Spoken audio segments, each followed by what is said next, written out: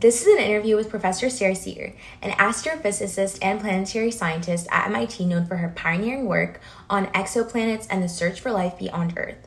In this conversation, she discusses why biosignatures are harder to prove than scientists once hoped, why Venice may offer a more concrete path toward finding life, and how scientific process often depends on taking calculated risks. You can read more about Professor Seager on our websites, 6degrees.blog, or our Instagram page, 6degreesaway. Thank you and enjoy this video. To begin with, a lot of public discussion focuses on finding Earth-like planets. How limiting is that mindset when searching for life beyond our solar system? Well, the search for life, just thinking of our own Earth, it is very incredibly limiting. But that said, it's so hard to get our minds outside of Earth. Like, you know how we're all kind of self-centered? We're sort of human wired by evolution to just really think about ourselves. It's so hard to think about something other than Earth. But one thing we do know, our mind has been opened for us because out of all the planets we found, astronomers have found thousands and thousands of planets. They're just so incredibly different, some of them from anything we ever could have possibly imagined. Okay, and yeah, with tools like the James Webb Space Telescope now in use, how close do you think are we, I guess, realistically to detecting a convincing biosignature? We're not close. Unfortunately, we just found out we're farther than ever. And the reason is when we're like, we've dreamed about doing this. Literally, people have thought about this for for almost 100 years. That like a sign of life by way of a gas that doesn't belong is like a signal of a sign of life. I just have a little analogy. It's kind of like, I don't know about what it's like down there in Texas, but do you have like bugs and you have to do bug spray? I don't know if you ever have bug Yeah, spray. there's a lot of bugs down here. Oh, there Like are a right lot. now, there's a love bug infestation. Yes. Oh, Oh, wow. crazy. That's bad. That's bad. But if you spray the spray, it smells really bad. But eventually the smell goes away as the molecules just interact with the rest of the environment and they react away. So biosignature gas made by life, the reason why we want to attribute gases to life is they're continually produced. It would be like if that bug spray smell was always there. Like let's say you go to, your friend's house and the bug spray is just like always there. Someone's continuously pumping out that spray. So if we see a sign of life, a gas that's very reactive that should be, going away, it's not away, it's like always there, we attribute that to life. But what happened was the diversity of these planets, they're so different from Earth that as soon as one of us, let's say Nico comes up with, hey, here's a gas I really like, phosphine, and Marcelo would be like, here's the way we can make it from volcanoes. So now we have scientists kind of fighting it out that any one gas that someone wants to promote as a sign of life, someone else can, let's say, concoct a scenario where that gas might be produced by something other than life. And finally, not only that, the signal is really, really, really faint, actually. The signals are really tiny and the data is very noisy. So it's a lot harder than we thought. Yeah, so I was gonna actually follow up on that and ask like, so what makes a signal strong enough for us to conclude, all right, there is life here, rather than this may just be like unusual chemistry. Well, it's really hard to distinguish between among all those things. And so we're still working it out. Some people say it just depends on the amount. Like, let's take our planet Earth. We all need oxygen, right? We all know that. You know how people run out of oxygen when they're hiking up Mount Everest, they run out of air, they Yep. die. We're very fragile. Or you know how sometimes with older people, they've got like the oxygen tank, they need oxygen. Well, what's really interesting about our planet Earth is we have 20% oxygen by volume. Like our atmosphere is just re-engineered by a life form. So some people think if you literally have like so much gas that it's, you can work out all the ways that it could be made, and it's really hard to get away to make it at the 20% level. Sometimes people just think it's the amount, but it's just tricky. Like it's kind of like this. I don't know about you. I don't know if you ever, it might be a bad analogy, but clean out your closet. I don't know if you guys Okay. do that. I know my one son never. He had like this much stuff on his floor until he moved to college. But it's like, imagine you're cleaning out your closet. There's that moment when there's just a giant mess everywhere because you took everything out and you're sorting. But eventually you're going to put it all back and then it'll be organized. So you've caught us at an awkward time when we're like in the middle of cleaning out our closet. We're just kind of, it's a giant mess right now, and we don't have a solid answer for you. So it's a really great question. And right now, we don't have a great answer. But if you had asked us like 5 years ago, we've been like, yeah, we're confident in our ability to like make a model and model everything. And yeah, we got this. And now we're like, wow, it's way more complicated than we thought. So do you think that as time goes, we'll find out that it is more complicated, like even more complicated, or will we find some clarity? Well, I'm hoping there's a, let's call it an edge case where there's some clarity. Yeah. I'm hoping that there's a case like, let's say I bring a box to you and I don't tell you what's in the box, but I give you a few choices. I say it could be like air, or it could be water, or it could be rock. Like if I give you that box and it's so heavy, like you drop it by mistake, it's super heavy. Presumably you're going to pick that it's rock. It's like really heavy. And if I give you a box and whoop, it floated away, you could maybe guess, hey, it's got to be helium or maybe hydrogen or something really light. But what if I gave you a box that's so intermediate? You take it and it's just kind of in the middle. You literally can't tell what it is. It could be rock plus helium, or it could be a bit of water plus air. So I'm hoping there's an edge case, like just we're lucky and we come across something that's so extreme that it gives us not 100% confidence, but maybe I can come back to you and be like, hey, I'm 95% confident in this. But just in the interest of full disclosure, okay, I've pivoted some of my research away from exoplanets because of all of this. So you're really putting me in the hot seat here Hmm. because I want it to be solved. It's a really hard problem. But to hedge my bets in case it isn't solved, in case we find the mess is always there, we unpacked our closet, we can never put it back together properly. I decided to pivot to something more concrete where we can get an answer sooner. All right, so I guess kind of talking about that, what's a common way a planet could fake signs of life? Well, the one way that I try to explain it, I don't know if anyone here is taking chemistry. Got to take chemistry. After this talk, you're going to take We'll take this it. interview. I hope it inspires you and others to take chemistry. Well, the way I look at it is that, there's basic molecules all around the planet in the environment, and life only has the same molecules to work with that other chemistry does. Photochemistry from sunlight breaking apart molecules, or under the earth, like volcanoes, everything just has the same molecules to work with. So, um, volcanoes can output gases too. So, for example, methane is made by, cows produce methane, and some bacteria at the bottom of the seafloor make methane. But somewhere else on Earth, methane's also being made by like volcanoes under the sea. So, yeah, I actually forgot what your question was. I got so engrossed in answering it. Can you just Yeah. repeat that question one more time? My question is, what is the common way a planet could fake signs of Yeah. life? The environment, volcanoes. That's probably like the number one way. Volcanoes giving off gases that are just made at extreme temperatures or higher pressures or just unusual conditions. Mhm. Sometimes it's photochemistry. Like, how stuff out in the sun can just degrade? Like sunlight can break apart molecules that reform into other molecules. So there's a lot of different ways. Okay. And I guess if we did detect a strong candidate for life, what would the scientific kind of verification process look like before that candidate would be accepted as real? Well, I think it's going to take a long time. If it's an exoplanet, there's going to be, one of the things that's kind of different about science from most things is sometimes we're not sure right away, and the uncertainty hangs around for a very, very long time. So we literally would, in my opinion, we would have to have like a whole new kind of space telescope beyond Hubble, beyond the James Webb Space Telescope. We'd either have to have a way to send little tiny probes accelerating extremely fast to get to the nearest star system if we find a sign of life around the nearest star system, or we have some other ideas of very futuristic telescopes to get way better data.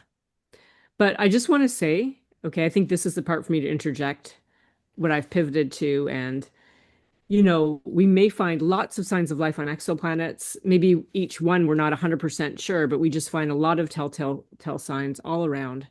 And we can't say, hey, we're definitely 100% convinced there's life here, but we can say, wow, there's so many unusual things. It's likely there is, and we want to move to our next step. In the meantime, we have our solar system. We have Mars and we have Venus and we have moons of Saturn and Jupiter. And actually, there are a lot of places where there might be a really simple kind of life, like bacteria under the surface of Mars or in the clouds of Venus. So I'm just going to kind of jump ahead, but if we really want to be 100% sure, like so sure that everyone believes it, we really need to find evidence on those planets, and then we need to get a sample return, bring samples back to Earth and use our most, like literally use a powerful microscope and see little bacteria moving around. Like it's going to be at that level. And I think you keep asking me over and over again, and I'm sure that answer must satisfy you. Yeah, no, definitely. Because all the other things we can't be sure. Like we'll never be sure. That's the bottom line. Really quick, I did read a bit about your work on Venus. Could you expand on that a bit? Like I noted I read a bit that you are like initiating or like leading this project that there may be like these like small like molecules of life in their atmosphere, right? Yes, But like yes. Well, mhm. why would that be like relevant for like us? Like or would like I guess maybe it would be relevant because if there are signs there, maybe that could like teach us, oh, if these molecules are together, then that could like serve life somewhere else where we could live, or like, Yes. could you expand Well, on that? it's not really no, no. We will never be able to, well, we would not be able to live there. Yeah. I mean, there is a section of exoplanets where people want to find planets. This is like for the very, very far future. Maybe someone can come up with a way that we humans could go to a planet. It's not that at all. It's really, I mean, some people say there's three motivations in this planet, in general: fear, curiosity, and wealth. This one is just curiosity. Honestly, it's pure science just for curiosity, just for exploration. Mm. But if we do find a sign of life elsewhere, like let's say we do find a sign of, let's say we do actually find life in the Venus atmosphere, and it has a completely independent origin to that on Earth. Like if its DNA is so very different, it could never have like evolved from Earth life, then it indicates that life could be everywhere. And part of one thing is that one of the questions of our curiosity is why are we here? How did we get here? How did life form and evolve? How did our solar system form? And in the scientific world, we're just looking for really hard answers to those questions. Yep. So kind of So, shifting to something else, Mhm. how comfortable are you with the rapid privatization of space launches, and how do you see it affecting long-term scientific exploration? Oddly enough, until a few days ago, I was only positive about it. I'm going to explain why. Okay, why I changed my mind. Well, there's a phrase. I don't know if you've heard your parents use this, but all ships rise with the rising tide, I've right? It's never like when heard the it. tide. Oh yeah, it just means one good. Like if something does really well, other things get dragged along with it. I don't know if you're in landlocked Texas or if you're on the ocean, but when the tide rises and like everything rises. Hmm. Here in Boston, like we're on the coast also. And yeah. So anyhow, the space economy has done super great things for space science, namely bringing down the cost of launch. So rockets are incredibly expensive to launch, but the space economy needs more launches. They need cheaper launches. And so that made our life better too. There's also the space economy help get cheaper space components.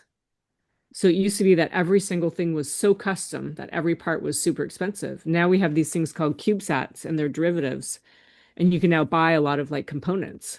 So, and we can train people more easily. And so it's actually just done wonders for absolutely everything. The only negative, so in terms of just like sheer cost, access to space, training people, all wonderful, all amazing. What the reason why I just hesitated, something I learned a few days ago, if you get to go, wait, have you ever been to a dark night sky? I have not. I hope you find a way to do this. Okay. I know there's places in Texas, far from the city. It's incredible skies. Try to get like a field trip there, get your parents to take you or just go yourselves, but it'll just wow. I mean, you can see so many stars and it's incredible. You have to go where it's really dry and no moon. Make sure it's like when the new moon is, the moon is in a new phase and there's no moon. Just incredible. But one thing today that we never had like when I was a kid or even when I was a teenager was any time of night when you look up, if you concentrate, you'll actually see a satellite. You literally can see satellites moving across the sky. especially at dawn and dusk. They're quite bright because they catch a glint of our sun. Oh wow. But this could change. Like with Starlink, do you know what Starlink is? Yes. Yes. Do you have Starlink?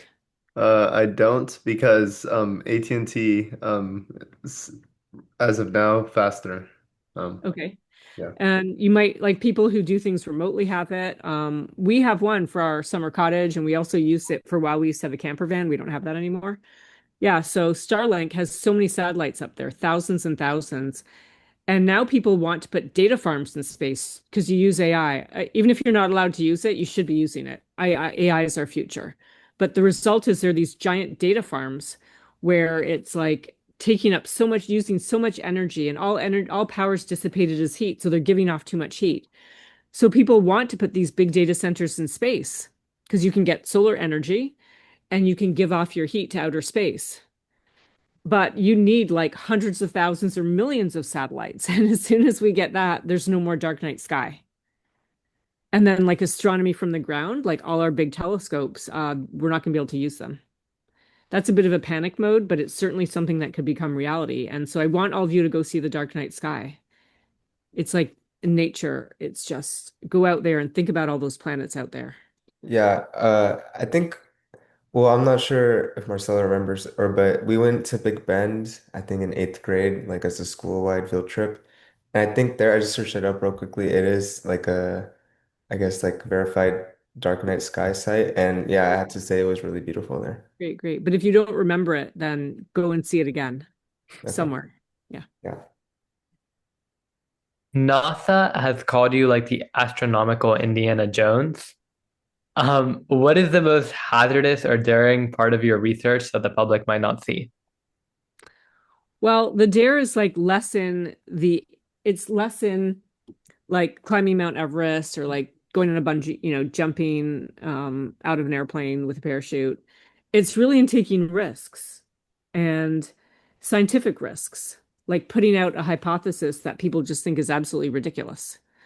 Like when I started working on exoplanets, planets around stars other than the sun, you know how you may have learned, you learn about the solar system and we have Mercury, Venus, Earth, Mars close to the sun, and then we have Jupiter, Saturn, like far from the sun. People just expected we would be finding solar system copies, but instead we would find a Jupiter way closer to its star than Mercury is to our sun. We have found like the most common kind of planet out there we don't have in our solar system. And as a result of all of this, when exoplanets were first discovered, people didn't think they were real. They just thought it was dumb to work on them and it was super like ridiculous. So the risk, it's in like taking risks, trying new things and going way out there. And right now I'm working on a really crazy topic. By the way, we have this thing in science, we call it the giggle factor. Do you ever have this where I don't know if you have it, if you tell your friends, I'm going to do this, and then they just laugh at you? Have you ever had that? Yeah. Okay. So we have that in science too. So if we put out an idea, they're allowed to laugh. You're allowed to laugh if it's just so crazy. And so one thing I'm doing now, it's like the possibility of life, not in water, but in a different kind of liquid. And that is considered like incredibly radical. Like people just cannot believe that there could be any kind of life in liquids that are not water. So I've been working on Venus, and the Venus clouds, they're not made of water. If there's life, it's not on the surface, which is too hot, but it's way above the surface where it's really cold, well, the right temperature for life. And the clouds of Venus, that's Venus, by the way, behind me. It's just a picture. But Venus is made of, the clouds are made of sulfuric acid, a substance so dangerous they don't let you anywhere near it. And you haven't taken chemistry, and even probably in chemistry class, they don't let the students use it. It's so dangerous. It kills all life. So like, whoa, this makes no sense. But we've started to put biomolecules in sulfuric acid, like amino acids. I know people are really into fitness. You know what amino acids are? Those are the most basic building block of proteins. We've put like small protein. We just started kind of making this case that, it could have a different set of it could have the same basic building blocks that just come together in a different way. And so that's what it means. It means taking risks, not like hiking up Mount Everest or whatever, but like a mental risk, which FYI, key for success in whatever you do is to take a calculated risk. Or, in finance, they'll say diversify your portfolio. Have you heard that one? It's like diversifying the things you try and like taking risks. calculated risks, like to try new things. It's how you make progress in any field. Okay, and so your work spans multiple disciplines. So what would your advice be for students who want to prepare for an interdisciplinary field like planetary science? Well, one is to keep an open mind in whatever you do. It's true in business too, right? The best business leaders, they try everything. They're good at like math and accounting. They're interested in like management. And so it's everything really. But the best advice is to pick one thing that you love doing that you're also good at and to drill down on that and to specialize in that for some time. Say that's 5 years or some number of years. And then after a while, you can start doing a deep dive into other subjects. Because the cool thing is knowledge is cumulative, which in high school, like you learn stuff and you probably forget it. You know how when you, I don't know, I forgot most stuff. But when you learn it and use it, like use it or lose it. You'll use it, you'll remember it, and then you can start branching out and learn more. So you can pick up one discipline at a time rather than doing them all at once. So, in your memoir, The Smallest Lights in the Universe, you write about finding light in the darkness of personal loss. How has your personal journey changed the way you look at the loneliness of the universe? Okay, that one is tough. Well, I really hope you can see the night sky and just spend a moment because it's so vast and it's just our human nature to wonder what is out there. And when you start thinking all that, like confronting our daily problems, like just you got to get through school. Now you're gonna have to apply for college. And it's like, oh my gosh, like my own personal loss. I don't know. It's somehow a bit scary, but also reassuring at the same time because there's just so much more out there. And it's not just all about us or about me or you either. But one of the things was that sometimes you're confronted as to like what really matters. That's a really heavy topic that you're not supposed to worry about at that age in high school. You're just supposed to like live the life, like enjoy, grow up.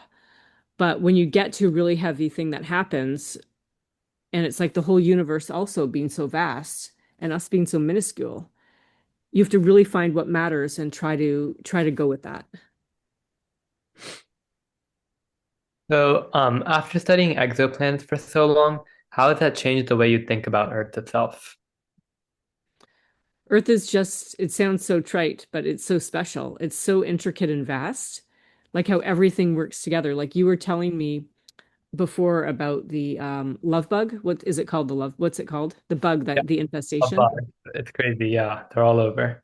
Yeah, it's like they were not supposed to be here because wherever they came from, they had a predator and their population was kept in check. So it's just I don't all these exoplanets are so crazy out there, but our Earth is just so great for us and life co-evolved with Earth. So it just reminds me of how complicated and special our planet is. Yeah. Okay, and so this is our last question, and this is the question we ask to all the people we interview. And so it's how do you define success? Okay, right. Let me give on that one some thought.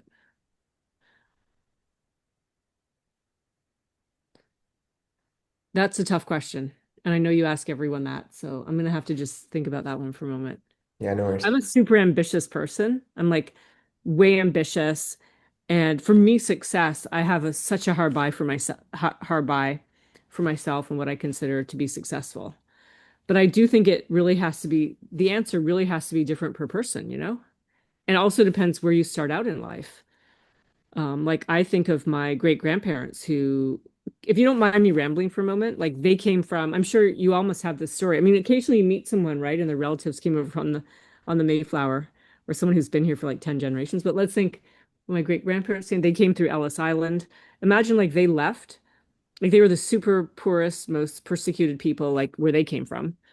And they left everything behind, like in the 1900s, early 1900s, and they were never ever going to see their entire family again and they like came to this country, to New York City. They moved to Canada, where I eventually was born.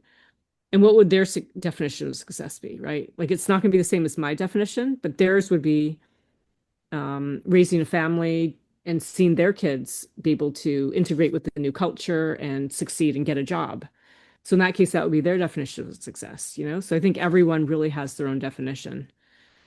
For me personally, my definition of success is simply making a difference. Making a difference, having impact, and making some difference in this world.